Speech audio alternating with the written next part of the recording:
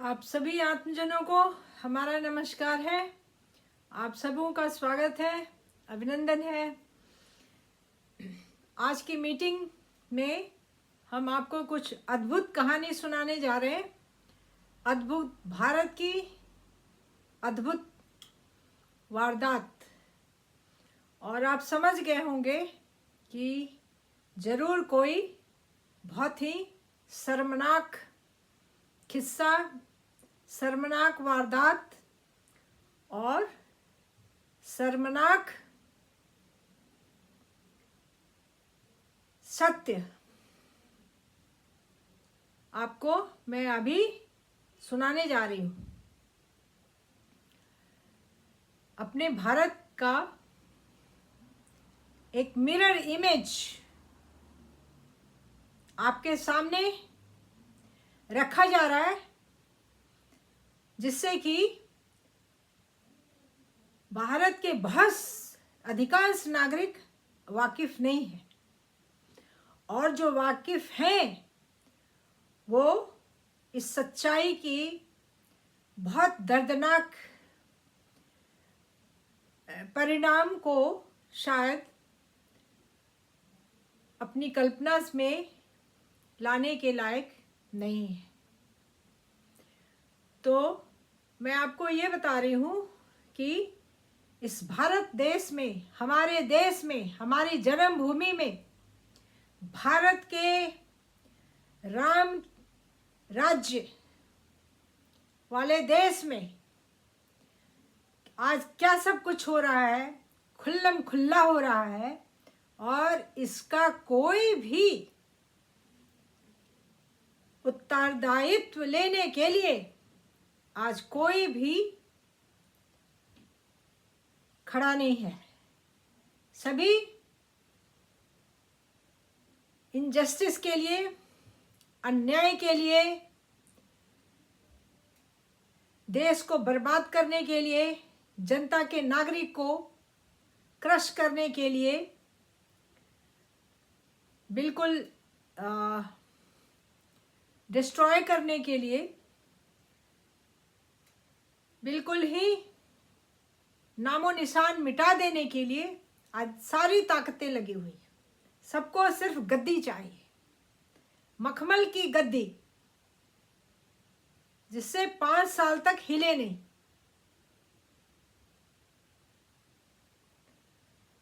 और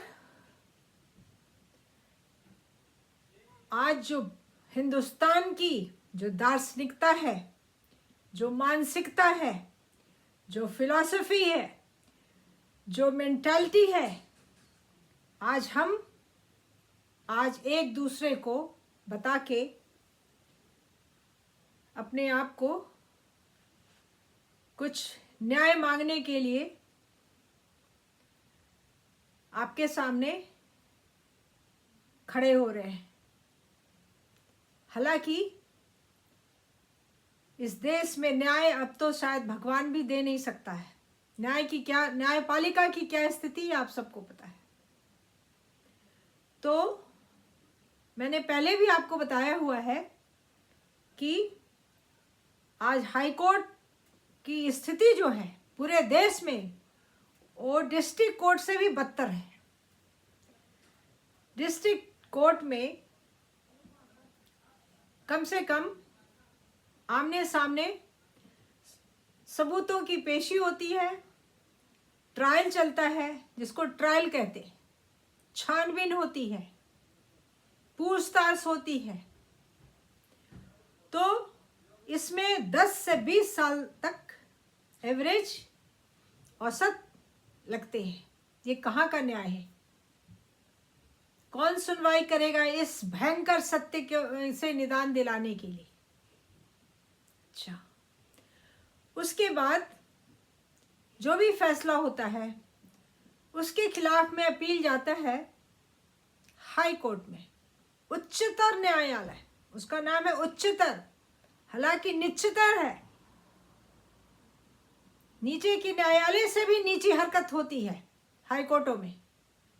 नाम है उच्चतर न्याय, उच्च न्यायालय। और आज देश के जो डिस्ट्रिक्ट कोर्ट में जजेस की जो बहाली होती है, अपॉइंटमेंट होता है, उसमें अभी ले दे के एक एग्ज़ाम है, तो आपको एग्ज़ाम पास करना है। अब चोरी से पास कीजिए या ईमानदारी से पास कीजिए, इसके भी दो रास्ते हैं, ठीक।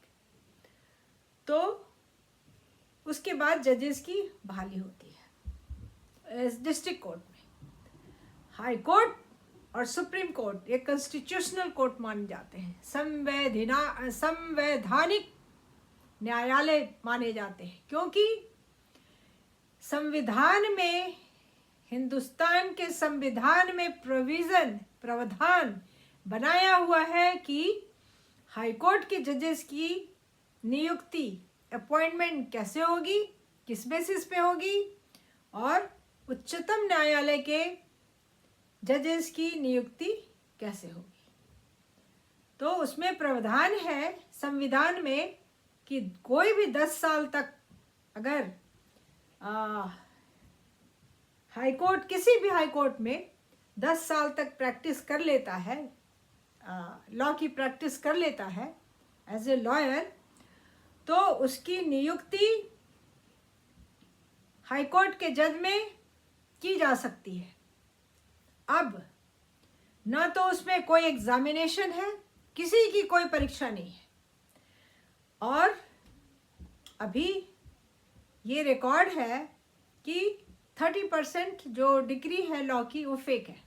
अभी हर नुक्कड़ पे लॉ कॉलेज खुले हुए, उसमें कोई भी उपस्थिति की ज़रूरत नहीं है, आप जाके एग्ज़ाम में बैठ जाइए, पास कराना उनका काम है।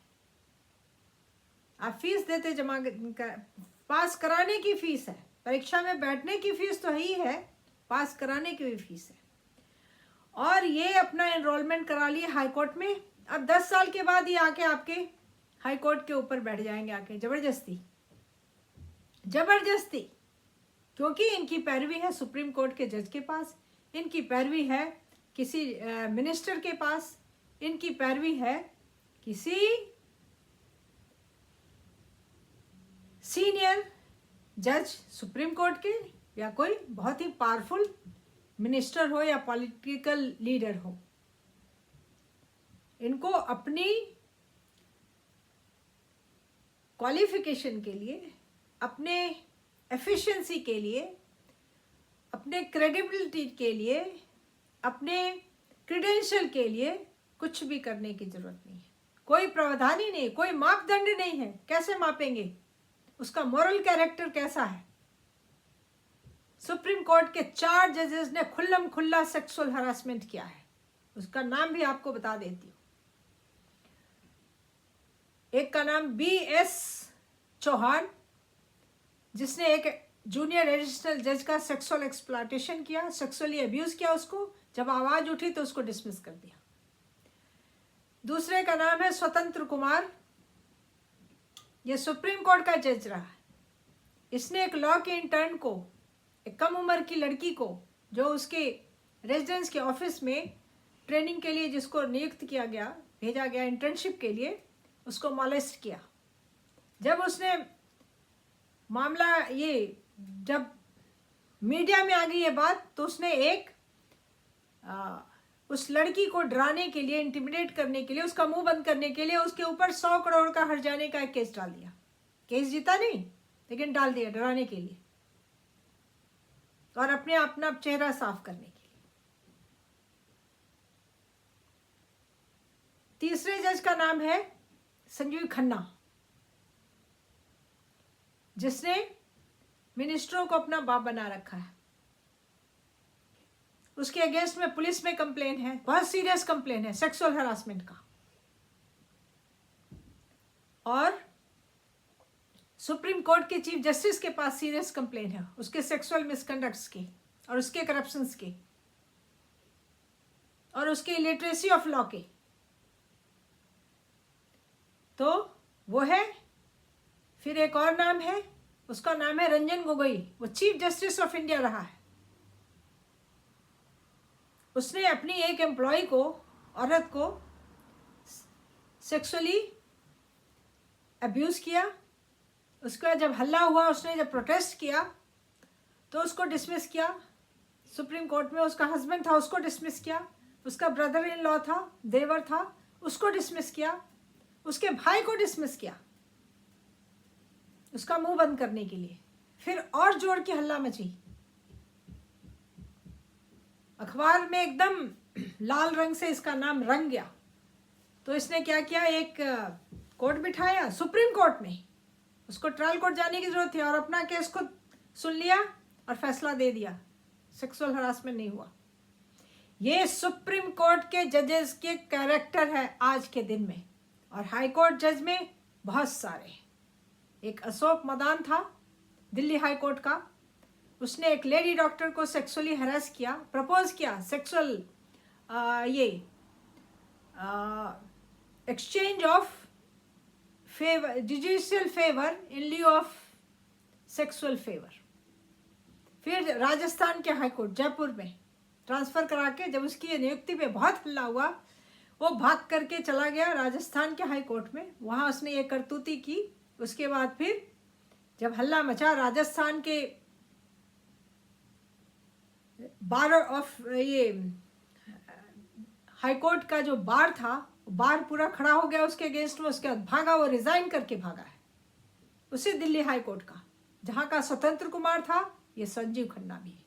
दिल्ली हाई कोर्ट में खुल्लम खुल्ला जजेस की अगली जो ये है करतूते हैं, खुल्लम खुल्ला, उसमें कोई ये नहीं है, रोक थाम नहीं है। एक मिनिस्टर होना चाहिए, गॉडफादर। अभी क्या होता है, अब देश में ऐसे जो जजेस हैं, इनका ऐसा करतूत है, ऐसा कैरेक्टर है, जो इतने करप्ट हैं। अब उनकी हालात मैं आपको बताती हूँ। एक घटना बता रही हूँ। परसों एक जजमेंट पास हुआ है पटना हाई कोर्ट से, पटना के उच्चतम न्यायालय से।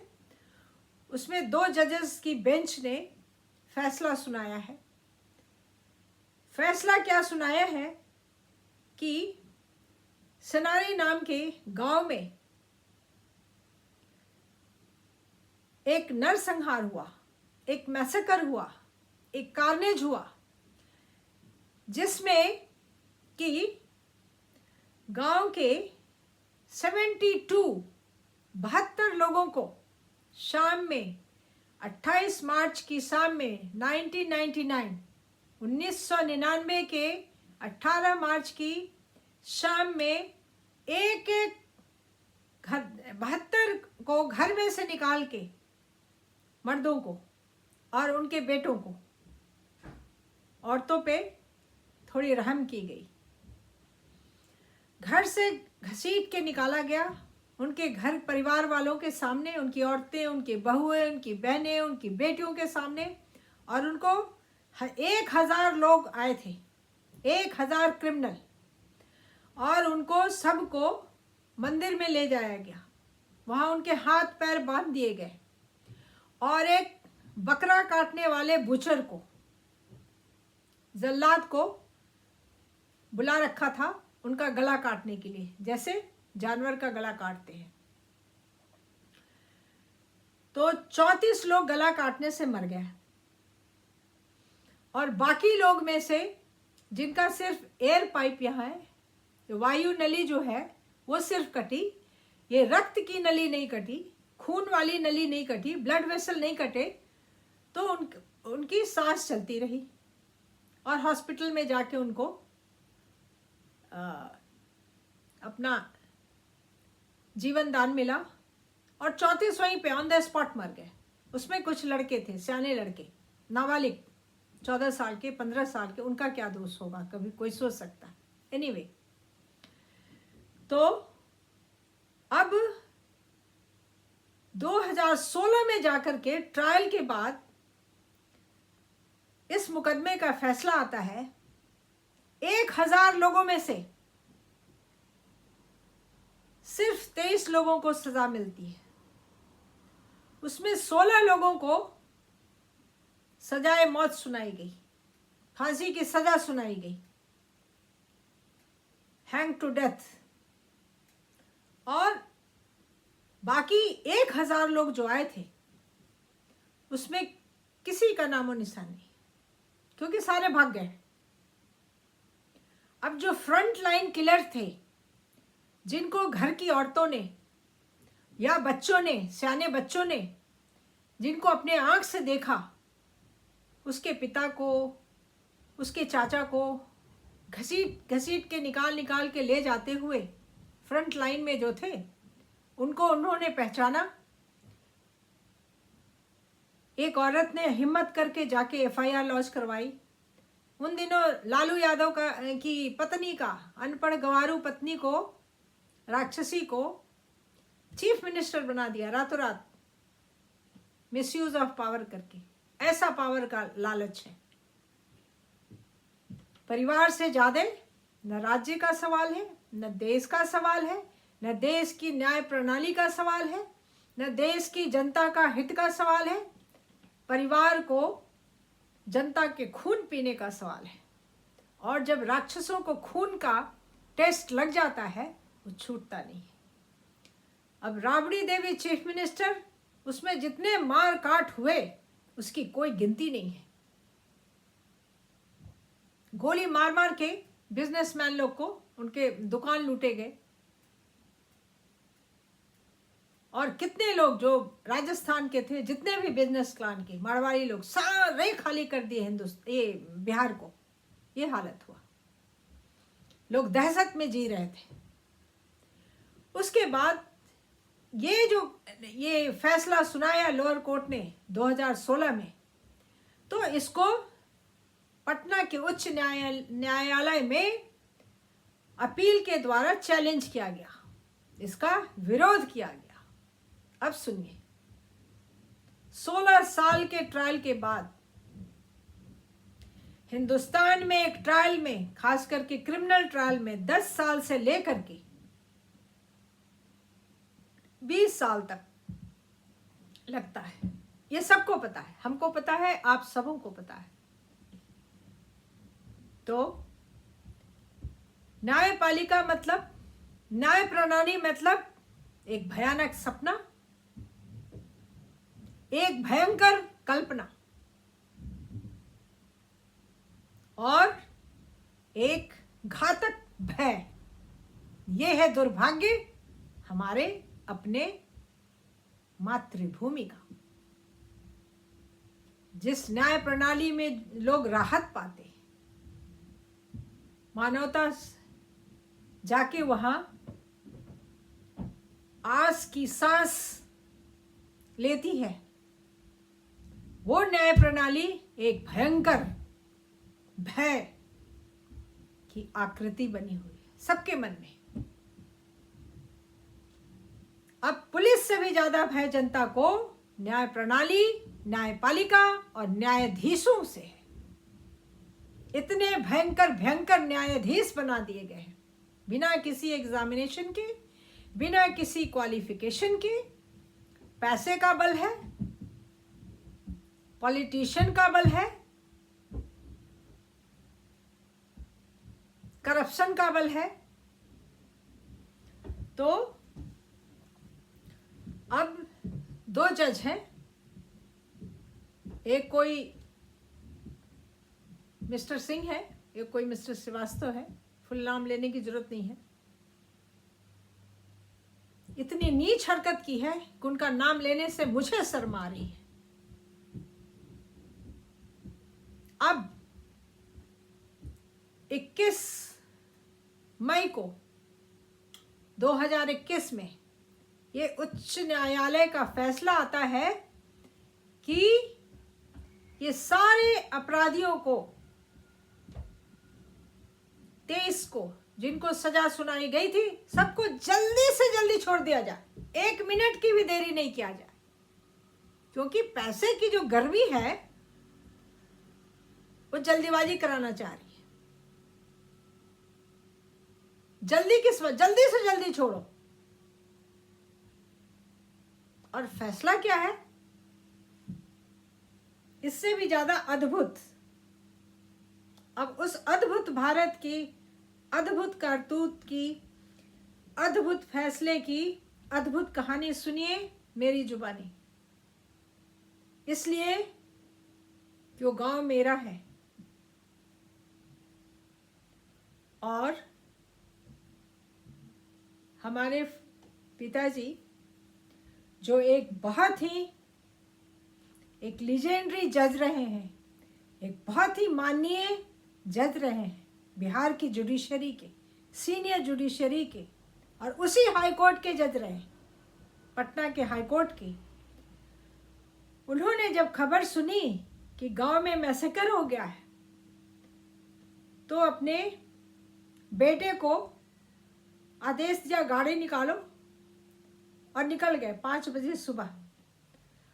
और वहाँ जो पहुँच करके भयंकर वारदात वाले स्थान पे पहुँचते हैं और अपने सगे संबंधियों का इतनी नृशंस हत्या का दृश्य देख करके वहीं पे उन्होंने आंख मूंद लिया। उन्हें खुद भी नहीं पता था कि मैं जा रहा हूं इस दुनिया से, और वो चले गए। और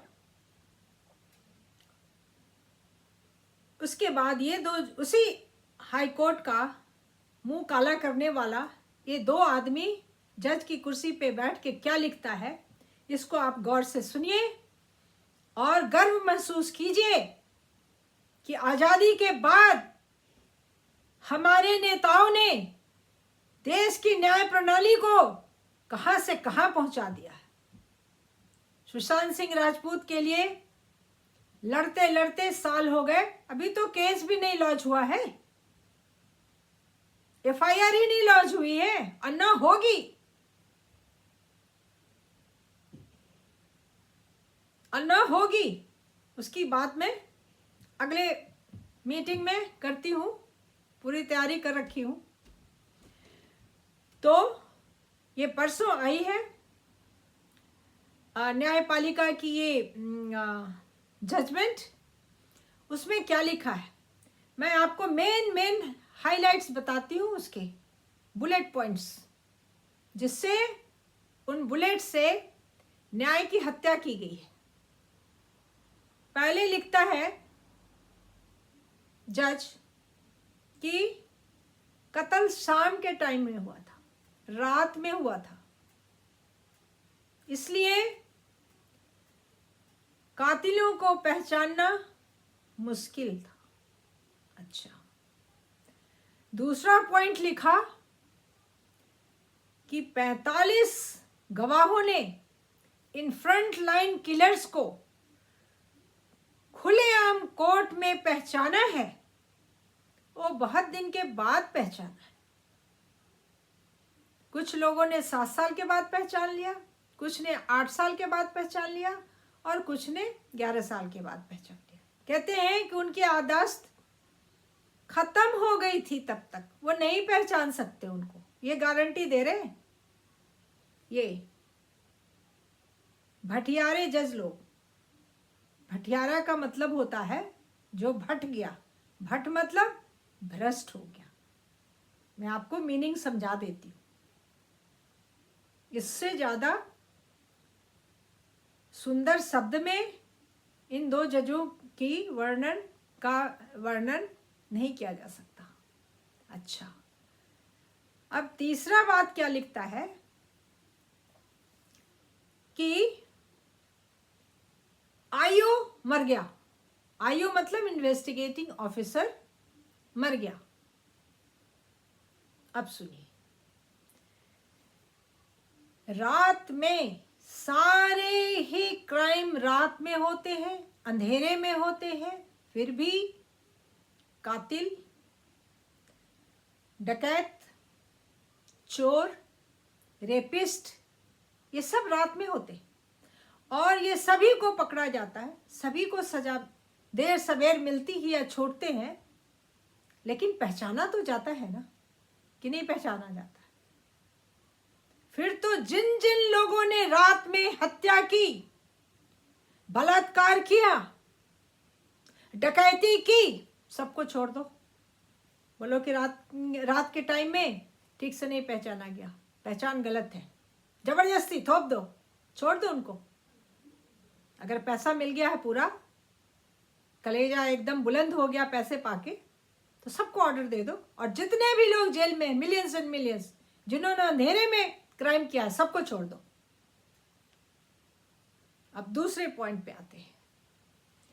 दूसरा पॉइंट ये है कि 7 साल के बाद, 8 साल के बाद और 11 साल के बाद 45 लोगों ने, जिन्होंने गवाही दी है और नाम लेके कि हाँ ये आदमी यही था और वहां पे था, कैसे कोई ओपन अदालत में कैसे पहचान लेगा? अगर हमें कहा जाएगा ओपन अदालत में, क्या आपने उस रात को इस आदमी को ये कत्ल के जगह पे देखा? अगर मैंने नहीं देखा तो मैं कैसे कह दूंगी हाँ था वो, जबकि उसका नाम भी नहीं मुझे पता है। और नाम पता भी हो तो हम कैसे कह देंगे हाँ वही आदमी है? अगर वो आदमी नहीं हुआ तो मुझे तो जेल जाना पड़ेगा, झूठी गवाही देने के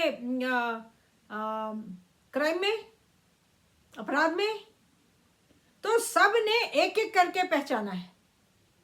आखिर 1000 लोगों में जो फ्रंट लाइन में थे, उसमें सब गांव वाले ही थे और सबको बाय नेम पहचाना है और एकदम सही पहचाना है। लेकिन ये 2 भटियारे जज कहते हैं कि नहीं, इनकी याददाश्त ठीक नहीं थी। How can? अब आप बताएं, याददाश्त की कोई पैरामीटर है? कोई मापदंड का कोई ये है, मापदंड है किसी के याददाश्त को नापने का, जोखने का, तौलने का? How can unqualified person can certify a person's, living person's, healthy person's, conscious person's, alert person कि इसकी याददाश्त ठीक नहीं है? सभी की, सारे गवाहों की याददाश्त को उसने चैलेंज कर दिया। Can you imagine? इतना स्टूपिड, इतना नॉनसेंसिकल फाइंडिंग कोई लिख सकता है पर्सनल विम्स पे?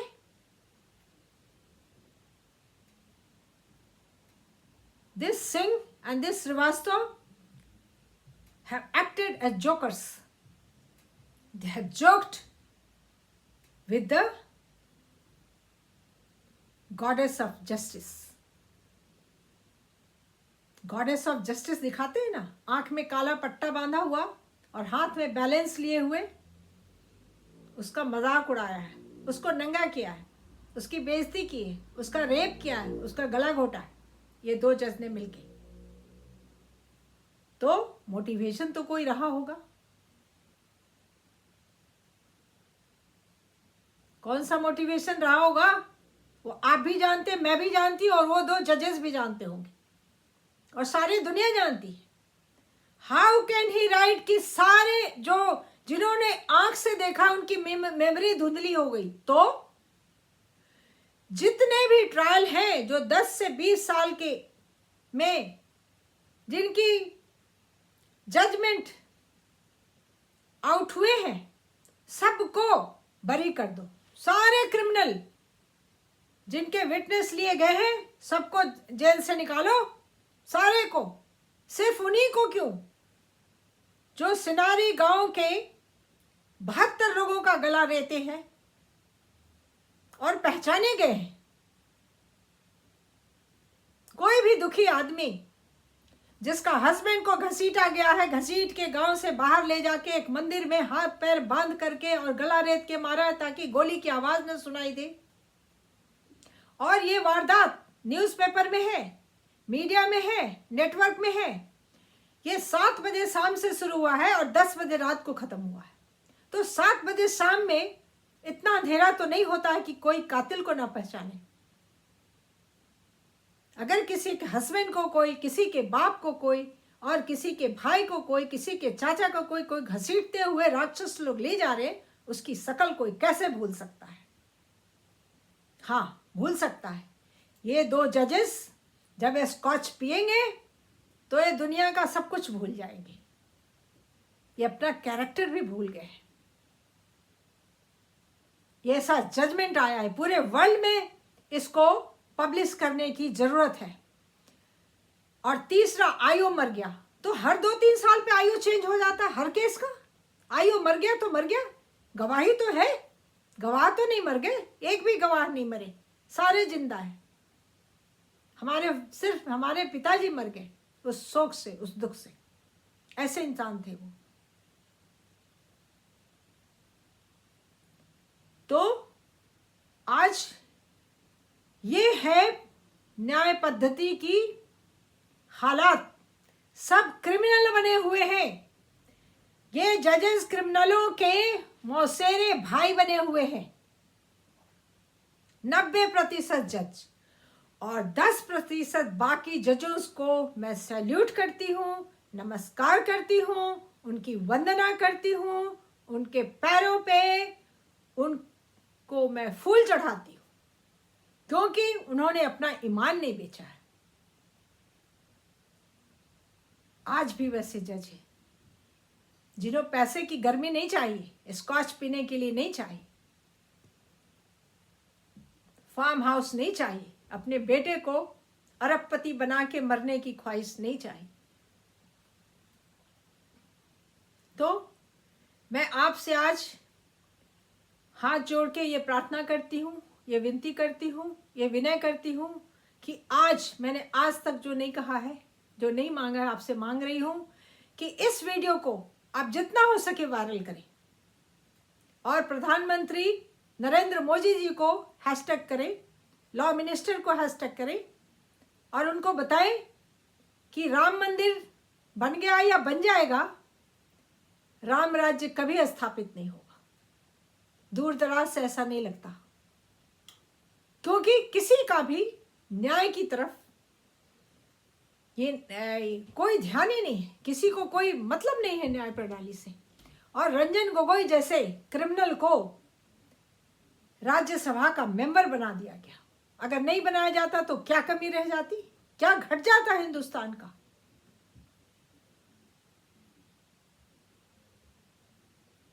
और तब महुआ चौधरी जैसे हाई वॉल्यूम, हाई पिच वाली एक एमपी चिल्ला चिल्ला के कहती है कि रेपिस्ट और sexual harassment expert Ranjan Gogoi को, ex chief minister of India को राज्यसभा में बिठा दिया लाके बीजेपी ने।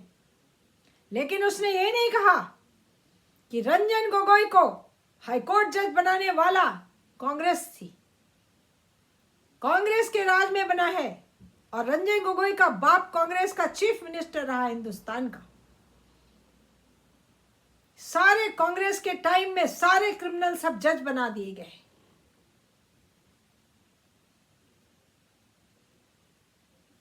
उसी पटना हाईकोर्ट में एक जज का नाम है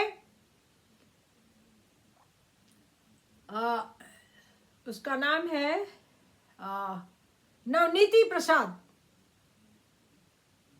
जिसने मैं इंग्लैंड में थी, मेरे नाम पे वहां डॉक्यूमेंट, मेरा सिग्नेचर फोर्ज करके एक डॉक्यूमेंट बनाया केस जीतने के लिए, हमारे अपोजिशन को जिताने के लिए, और आज जज बन के बैठा है ये फ्रॉड आदमी। और एक हमारा कजन लगता है, लेकिन फिर भी सच्चाई तो सच्चाई है, जो एक्सट्रीमिस्ट के साथ मिल करके उनके हित के लिए उनका केस लड़ता था, उसको भी जज बनाने के लिए नाम हाईकोर्ट में चला गया था।